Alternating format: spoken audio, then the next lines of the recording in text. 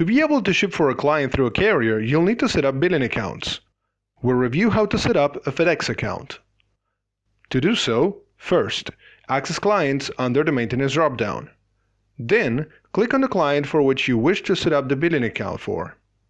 And then, press Add Billing Account. Select the source account which will be used and save. Adding the account to the list is the first phase of the process.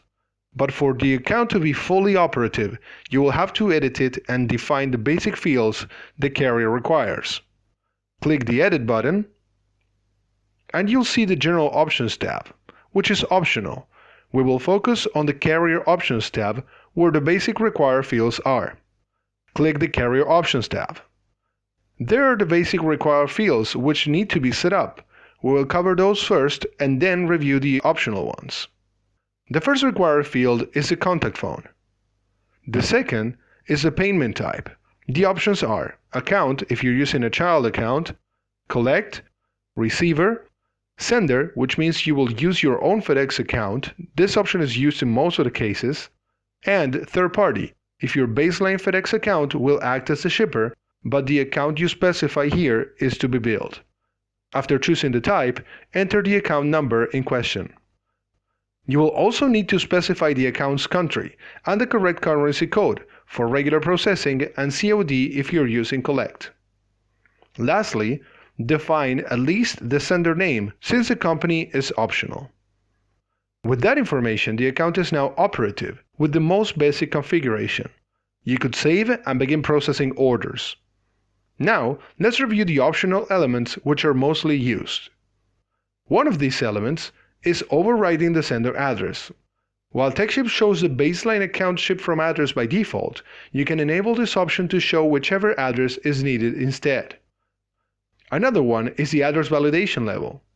This will allow you to choose if you like to disable it or enable it on a level that suits your needs.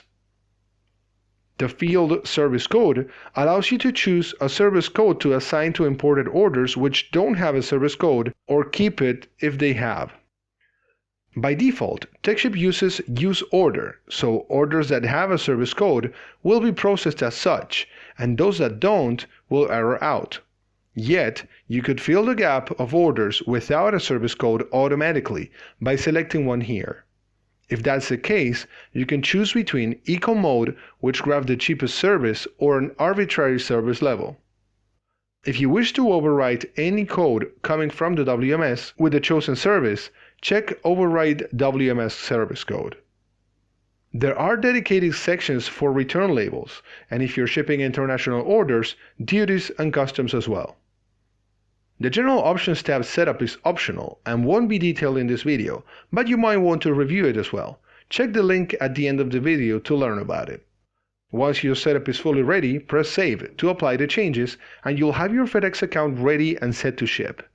We have more videos about account setup. Make sure you don't miss them. Thanks for watching and enjoy your techShip experience.